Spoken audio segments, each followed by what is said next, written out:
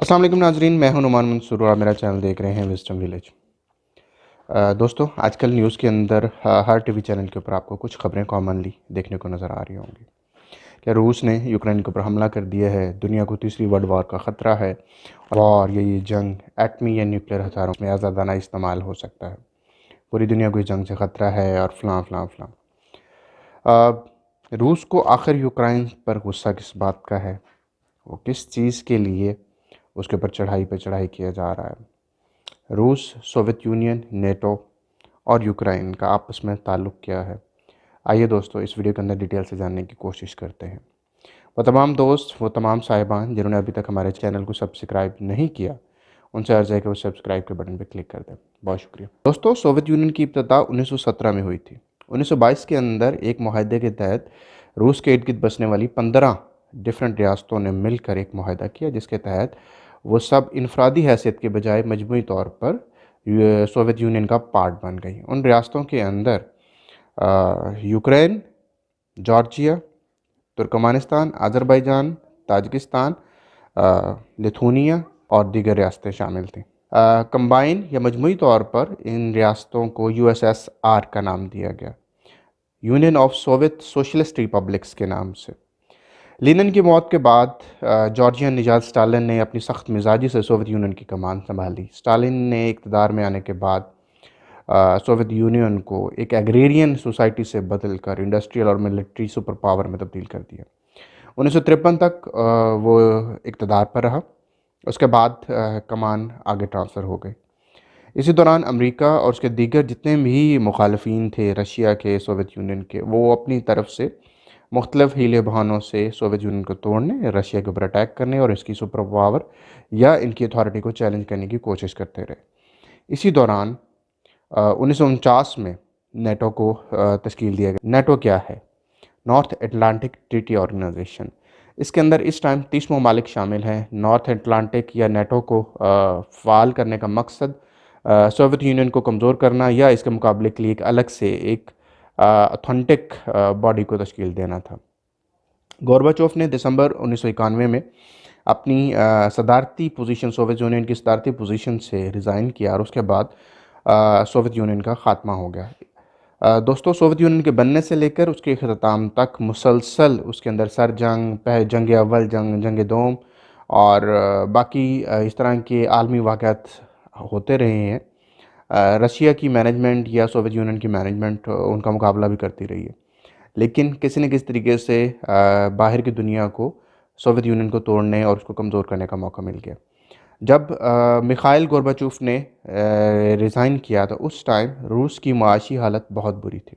उसके फ़ौरन बाद तमाम रियासतों ने अपनी अपनी अलग शनाख्त हासिल कर ली और अलहदा मुल्क के तौर पर दुनिया के नक्शे पर दोबारा से उभरे। यहाँ तक तो दास्तान थी सोवियत यूनियन की।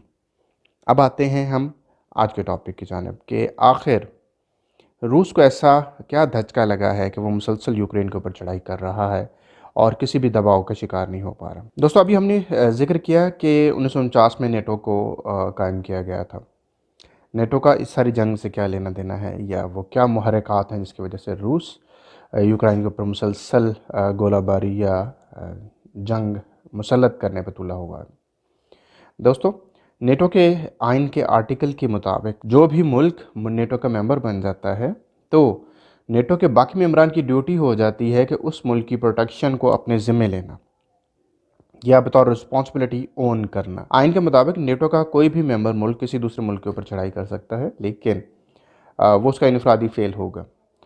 इसी के बरअक्स अगर कोई भी मुल्क नेटो मेंबर पर चढ़ाई कर देगा तो ये 30 के 30 मुल्क मिलकर उस चढ़ाई करने वाले मुल्क का सत्यानाश कर देंगे। यानी कि 30 के 30 मुल्क मिल के उसका मुकाबला करेंगे। यानी इसका एक और दूसरे पहलू से अगर तज़किया किया जाए तो वो तमाम ममालिक जो कि नेटो के मेंबर्स हैं, उन्हें एट अ टाइम 30 मुल्कों की अफवाज की सपोर्ट या हिमायत हासिल होती है।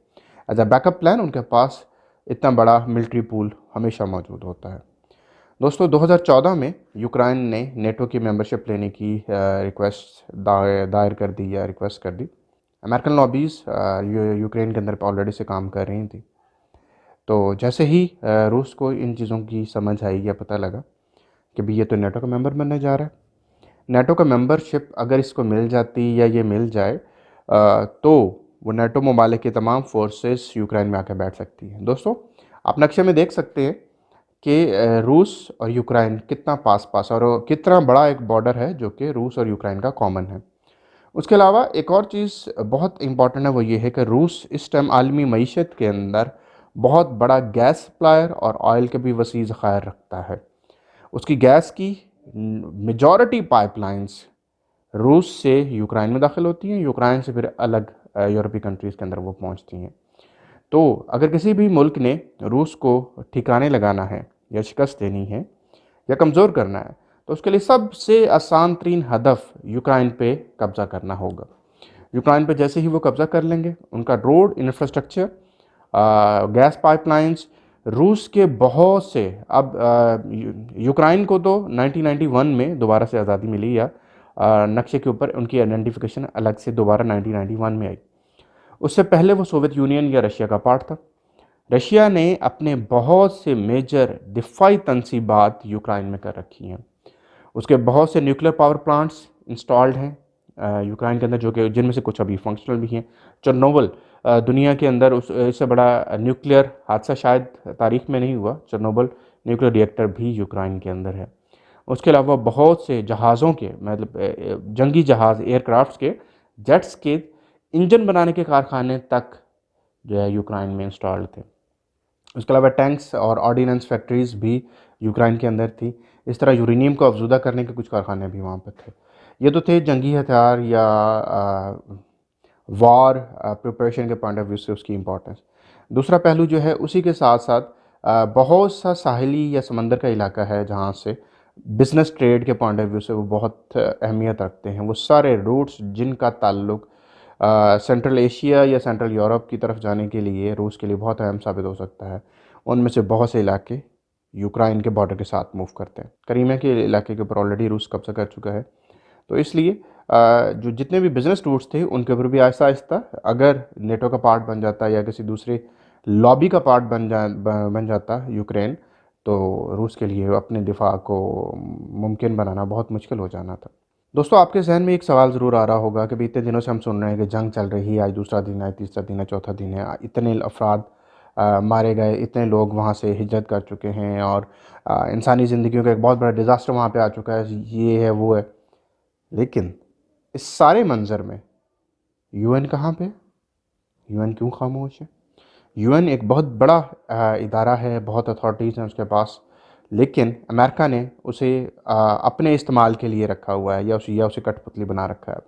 अमेरिका ने उसके आइन के अंदर एक शिक डाल रखी है कि किसी भी मुल्क के अंदर कोई सूबा, कोई शहर, कोई ज़िला अगर अपनी आज़ादी चाहता है, अलहदगी चाहता है या उस मुल्क से अपना इल्हाक ख़त्म करना चाहता है, तो वो कम्प्लीटली इंडिपेंडेंट होगा और उसकी आज़ादी या अलहदगी को बाकायदा इंटरनेशनली या ग्लोबली तस्लीम किया जाएगा।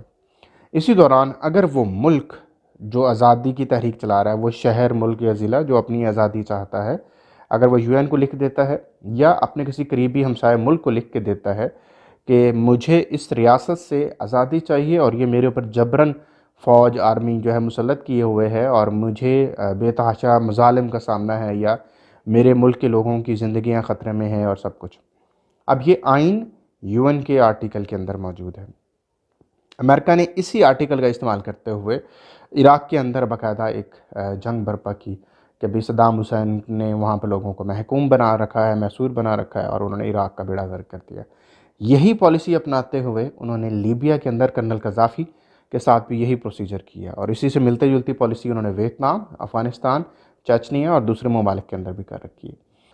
दोस्तों, इस बार रूस ने इसी चाल को अपनाया और यूक्रेन और रूस के बॉर्डर के ऊपर बसने वाले कुछ इलाकों में लुहांसिक, डोनेत्स्क, दो ऐसे शहर या दो ऐसे इलाके हैं, इसके अलावा दो चार और भी हैं जो कि किसी हद तक मुतनाज़ा या जिनके ऊपर जिनके अंदर अलहदगी पसंद तंजीमें ऑलरेडी कायम थी और वो यूक्रेन से अलहदगी चाहते थे या रशिया से इल्हाक चाहते थे। इस तरह का कोई स्ट्रगल उनकी चल रही थी। रूस ने इसी आइन के इसी आर्टिकल का फ़ायदा उठाते हुए वहाँ पर अपनी प्रॉक्सीज़ इंस्टॉल कर दी और आहिस्ता आहिस्ता उन्होंने इसी तरीके से अलहदगी पसंदी या अलहदगी की अनाउंसमेंट कर दी। उसी अनाउंसमेंट के अंदर उन्होंने उनके डमी प्रेसिडेंट या डमी सरबराह ने रूस की मैनेजमेंट को ये ख़त लिख दिया कि मुझे यूक्रेन की मैनेजमेंट से ख़तरा है और मेरे मुल्क, मेरे अवाम, मेरे शहर के लोगों की ज़िंदगी भी एट स्टेक है। तो आप आएँ और हमें जो है इस जबरी इल्हाक से आप निजात दिलाएँ। रूस की मैनेजमेंट ने एज़ पर प्लान फ़ौरन से पहले वहाँ पे फ़ौजें डिप्लॉय कर दी। फ़ौजें डिप्लॉय करने के बाद जब यूक्रेन को इस बात का इल्म हुआ तो यूक्रेन ने उसका मुकाबला करने का प्लान किया। दूसरी चाल जो रूस ने खेली वो ये खेली कि इन्हीं लुहानसिक और डोनेट्स्क को उसने बाकायदा आज़ाद रियासतें डिक्लेयर करके उन्हें बतौर मुल्क तस्लीम भी कर लिया। अब अगेन यूएन के चार्टर के मुताबिक अगर किसी कंट्री को दूसरा कंट्री बतौर आज़ाद रियासत तस्लीम कर ले ऑफिशियल लेवल पे फोरम पे, तो उसके वजूद को मानना पूरी दुनिया की मजबूरी बन जाता है। तो उसने ये चाल भी चल दी। अब उसके बाद अब एक चीज़ गौर कीजिएगा दोस्तों, इस सारे सिनेरियो में बेनिफिशरी कौन होना था? अगर ये सारा प्लान जिस तरह अमेरिका ने स्टार्ट किया या नेटो की उसके अंदर इन्फ्लुएंस हुई, उसके अंदर सबसे ज़्यादा बेनिफिशरी सिर्फ और सिर्फ अमेरिका ने होना था कि उसने रूस के बिल्कुल बॉर्डर पे या सर पे आके बैठ जाना था और 24 घंटे उनकी निगरानी करनी थी। उसके अलावा रूस के अंदर पेनिट्रेशन में उन्हें आसानी रहनी थी। जंग शुरुआत करा दी, यूक्रेन के लोगों को लड़वा दिया, सब कुछ हो गया। लेकिन एक चीज़ जहन में रखिएगा, यूक्रेन एक नॉन न्यूक्लियर स्टेट है और उसके जो जौहरी हथियार थे उन्हें डिसमेंटल करवाने के अंदर अमेरिका और ब्रिटेन गवर्नमेंट का हाथ था। उन्होंने उन्हें ये प्रॉमिस किया था, बाकायदा एक रिटन एग्रीमेंट, एक कमिटमेंट की थी कि अगर जब भी आपको अपने दिफा के लिए हेल्प की ज़रूरत हुई तो अमेरिकन आर्मी और ब्रिटिश आर्मी आपके लिए दिफा के लिए हमेशा मौजूद होगी। लेकिन दोस्तों, हमेशा की तरह अमेरिका ने इस दफ़ा भी जो है धोखा दिया और अपने अलाई को जंग के दहाने पे भेज कर और ख़ुद पीछे से रफू चक्कर हो गया। दोस्तों, अमेरिकन प्रेसिडेंट ने क्लियर अल्फाज में कहा कि भी यूक्रेन वॉर का पार्ट अमेरिकन फ़ौजी नहीं बनेंगे, अमेरिकन दस्ते नहीं भेजे जाएंगे और जो जंगी सपोर्ट या जंगी साजो सामान के अंदर हेल्प करने का जो प्रॉमिस किया गया था उसके अंदर भी दानिस्ता तौर पर बहुत डिले किया गया कि अभी इस दौरान शायद मुज़ाकरात से कोई काम चल जाए या रशिया एक स्टेप किसी और तरफ, रशिया कोई और मूव खेले जिससे मामला जो है शायद संभलना शुरू हो जाए या हमारी इक़्तिसादी पाबंदियों से वो डर जाए। लेकिन दोस्तों, इसमें सबसे ज़्यादा जो नुकसान हो रहा है वो यूक्रेन का हो रहा है। इस सारी गेम के अंदर जो कि एक पॉलिटिक्स खेली गई, वो अमेरिका का बिछाया हुआ चाल था जिसके अंदर यूक्रेन अनफॉर्चुनेटली फंस गया और रूस ने अपनी पावर, अपनी अथॉरिटी मनवा के रही। अभी मुज़ाकरात चल रहे हैं, आने वाले दिनों में उसका क्या रिजल्ट निकलता है, क्या नतीजा निकलता है, ये तो वक्त ही बताएगा। तब तक के लिए हमें इजाज़त दीजिए। हम जल्द ही हाजिर होंगे एक नई वीडियो के साथ। वो तमाम दोस्त जिन्होंने अभी तक हमारे चैनल को सब्सक्राइब नहीं किया, काइंडली सब्सक्राइब के बटन में क्लिक कर लें और अपनी फ़ीडबैक ज़रूर दीजिएगा। बहुत शुक्रिया। अल्लाह हाफ़िज़।